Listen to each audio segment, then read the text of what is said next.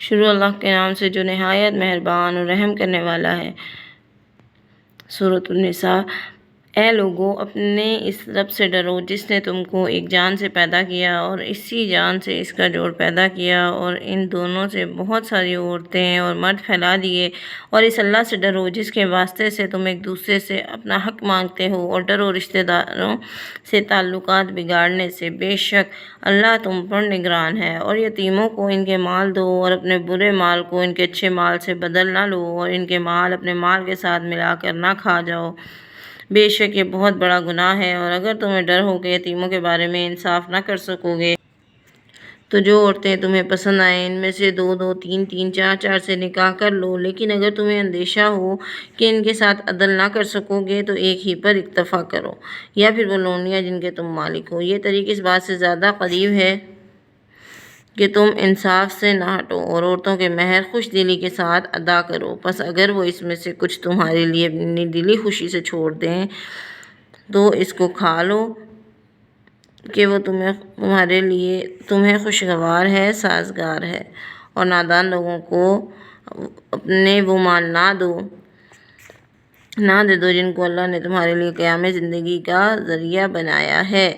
البتہ ان میں سے انہیں کھانے اور پہننے کے لیے دو، اور ان کے بھلے کی بات انہیں کہتے رہو، اور یتیموں کی آزمائش کرتے رہو یہاں تک کہ جب وہ نکاح کی عمر کو پہنچ جائیں، تو اگر تم ان کے اندر سوجھ بوجھ محسوس کرو تو ان کے مال ان کے حوالے کر دو، اور اسراف اور جلد بازی کر کے ان کے مال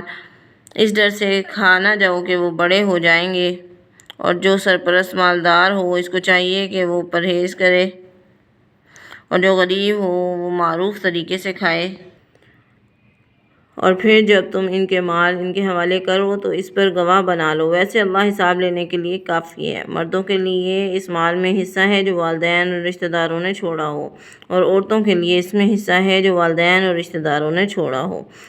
وہ تھوڑا ہو یا زیادہ، یہ حصہ مقرر ہے۔ اور جب تقسیم کے موقع پر قرابت دار اور یتیم اور مسکین آ جائیں تو ان کو بھی اس مال میں سے کچھ دے دو، اور ان سے بھلی بات کہو۔ اور ان لوگوں کو ڈرنا چاہیے جو اپنے پیچھے اگر بے بس اولاد چھوڑ جائیں تو ان کے متعلق انہیں بہت اندیشہ ہوتا، بس انہیں چاہیے کہ وہ اللہ سے ڈریں اور سیدھی بات کریں۔ جو لوگ ظلم کے ساتھ یتیموں کا مال کھاتے ہیں وہ اپنے پیٹوں میں آگ بھر رہے ہیں، اور وہ دوزخ کی بھڑکتی ہوئی آگ میں پڑیں گے۔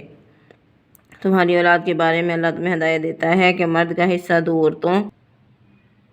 کے برابر ہے، اگر عورتیں لڑکیاں دو سے زائد ہوں تو ان کے لیے ترکے کا 2/3 ہے، اور اگر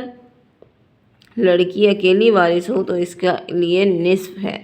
اور میت کے ماں باپ میں سے ہر ایک کے لیے اس کے چھوڑے ہوئے ترکے کا 1/6 حصہ ہے۔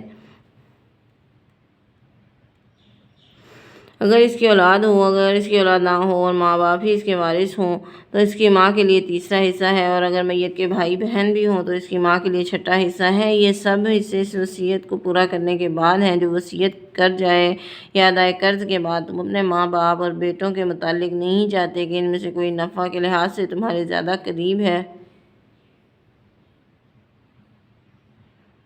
یہ اللہ کا مقرر کردہ فریضہ ہے، اور اللہ ہی علم و حکمت والا ہے۔ اور تمہارے لیے اس ترکے کا انصاف ہے جو تمہاری بیویوں نے چھوڑا ہو، اگر ان کی اولاد نہ ہو، اور اگر ان کی اولاد ہو تو تمہارے لیے ان کے ترکے کا 1/4 حصہ ہے جو انہوں نے چھوڑا ہے، اس وصیت کو پورا کرنے کے بعد جو وصیت کر جائیں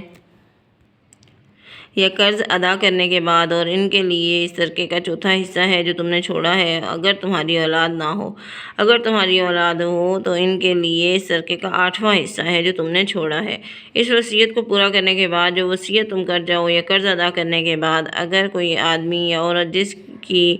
وراثت تقسیم کی جا رہی ہو بے اولاد ہو اور اس کے والدین بھی زندہ نہ ہوں، ایک بھائی یا ایک بہن ہو، تو ان میں سے ہر ایک کے لیے 1/6 حصہ ہے، اور اگر وہ اس سے زیادہ ہوں تو وہ اس تیسرے حصے میں شریک ہوں گے۔ اس وصیت کو پورا کرنے کے بعد جس کی وصیت کی جا رہی ہو یا قرض ادا کرنے کے بعد بغیر کسی کو ضرر پہنچائے، یہ اللہ کی طرف سے ہدایت ہے، اور اللہ علم والا اور حلم والا ہے۔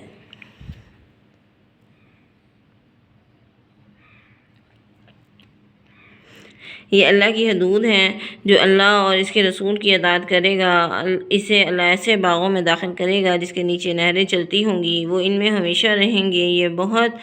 بڑی کامیابی ہے جو اللہ اور اس کے رسول کی نافرمانی کرے گا اور اس کی حدود سے تجاوز کرے گا، اللہ اسے آگ میں داخل کرے گا جس میں وہ ہمیشہ رہیں گے، اور اس کے لیے ذلیل کرنے والا عذاب ہے۔ اور تمہاری عورتوں میں سے جو بدکاری کا ارتکاب کریں تو ان پر اپنے میں سے 4 آدمیوں کی گواہی لو، اور اگر وہ گواہی دے دیں تو ان کے گھروں میں بند رکھو یہاں تک کہ موت ان کا خاتمہ کر دے، یا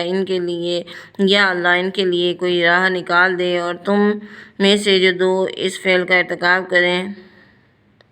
ان کو ایذا دو، پھر اگر وہ توبہ کر لیں، اپنی اصلاح کر لیں تو ان سے درگزر کرو۔ اللہ توبہ کرنے والا مہربان ہے۔ اللہ پر توبہ کی قبولیت کا حق تو بس ان لوگوں کے لیے ہے جو نادانی کی وجہ سے برائی کرتے ہیں اور پھر جلد ہی توبہ کر لیتے ہیں۔ ان لوگوں پر اللہ مہربانی کرتا ہے اور اللہ جاننے والا ہے، حکیم و دانا ہے۔ مگر توبہ ان لوگوں کے لیے نہیں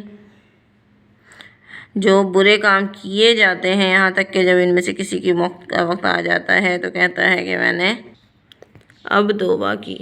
اور نہ ان لوگوں کی توبہ ہے جو مرتے دم تک کافر رہتے ہیں۔ ایسے لوگوں کے لیے ہم نے دردناک عذاب تیار کر رکھا ہے۔ اے ایمان والو، تمہارے لیے جائز نہیں کہ تم زبردستی عورت کے وارث بن جاؤ۔ تم انہیں اس لیے تنگ نہ کرو تاکہ جو کچھ تم نے انہیں دیا ہے اس میں سے کچھ حصہ چھین لے جاؤ، الا یہ کہ وہ کسی صریح بدکاری کا ارتکاب کریں، اور ان سے بھلے طریقے سے زندگی بسر کرو۔ اگر تم انہیں ناپسند کرتے ہو تو ہو سکتا ہے کہ تم کسی چیز کو ناپسند کرو اور اللہ نے اس میں تمہارے لیے بہت زیادہ بہتری مقدر کر رکھی ہو، اور اگر تم ایک بیوی کے جگہ دوسری بیوی کو بدلنے کا ارادہ کر لو تو تم نے ایک کو ڈھیروں مال دیا ہو تو تم اس سے کچھ نہ لو، کیا تم اس سے لوگے بہتان لگا کر اور کھلے گناہ کا ارتکاب کر کے؟ اور تم اسے کس طرح لوگے جبکہ تم ایک دوسرے کے لیے بے حجاب ہو چکے ہو اور انہوں نے تم سے مضبوط عہد لیا ہے؟ اور جن عورتوں سے تمہارے باپ نکاح کر چکے ہیں ان سے نکاح نہ کرو مگر جو پہلے ہو چکا سو ہو چکا، بے شک یہ ایک بے حیائی کا اور ناپسندیدہ فعل ہے اور برا طریقہ ہے۔ تم پر حرام کی گئی ہیں تمہاری مائیں، تمہاری بیٹیاں، تمہاری بہنیں، تمہاری پھوپھیاں، تمہاری خالائیں اور تمہارے بھائی کی بیٹیاں بھتیجیاں اور تمہاری بہن کی بیٹیاں بھانجیاں، وہ تمہاری مائیں جنہوں نے تمہیں دودھ پلایا، اور تمہاری رضاعی بہنیں اور تمہاری بیویوں کی مائیں، اور تمہاری گود میں پرورش پانے والی تمہاری وہ لڑکیاں جو تمہاری ان بیویوں سے ہو جن سے تم نے دخول کر لیا ہو، اور اگر تم نے ان سے دخول نہ کیا ہو تو ان کی ماؤں کو چھوڑ کر ان سے نکاح کرنے میں تم پر کوئی حرج نہیں، اور تمہارے ان بیٹوں کی بیویاں جو تمہاری سلب سے ہیں، اور یہ کہ تم 2 بہنوں کو ایک نکاح میں جمع نہ کرو مگر جو پہلے ہو چکا سو ہو چکا، بے شک اللہ غفور الرحیم ہے۔